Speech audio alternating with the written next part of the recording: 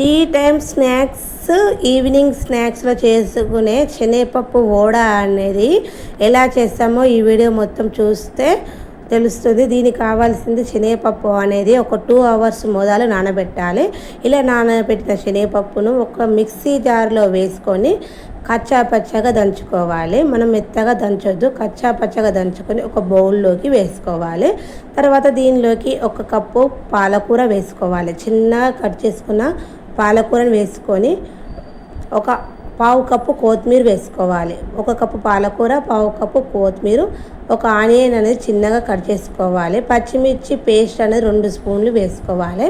కొంచెం పచ్చిశనగపప్పు అనేది 2 స్పూన్లు వేసుకోవాలి, ఎందుకంటే మనకు తింటుంటే క్రిస్పీగా వస్తుంది. తర్వాత ఉప్పు, కారము, మసాలా పొడి, చిటికెడు పసుపు, ఇవన్నీ ఒకటికొకటి అన్నీ వేసుకొని ఒకసారి కలుపుకోవాలి.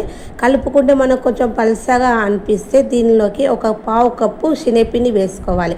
ఒకసారి కలుపుకొని చూసుకుంటే మనకి ఇట్లా మనం వడ చేస్తే మనకు రాకుంటే దీనిలోకి 1/4 కప్పు శనగపిండి వేసుకోవాలి.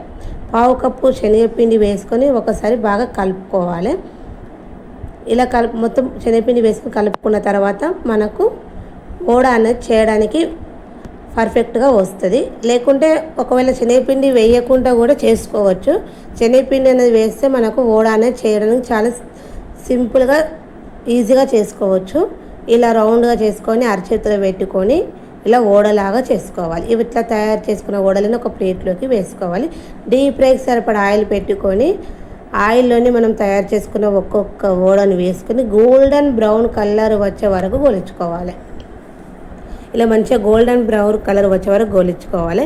ఇలా గోలిన వడలను ఒక ప్లేట్లోకి తీసుకోవాలి. చాలా సింపుల్గా చేసుకోవచ్చు. టీ టైం స్నాక్స్ అనేది రెడీ అయిపోయింది. ఇంట్లో ఉన్న వాటితో తయారు చేసుకునే శనగపప్పు వడ రెడీ. ఓకేనా? Bye friends.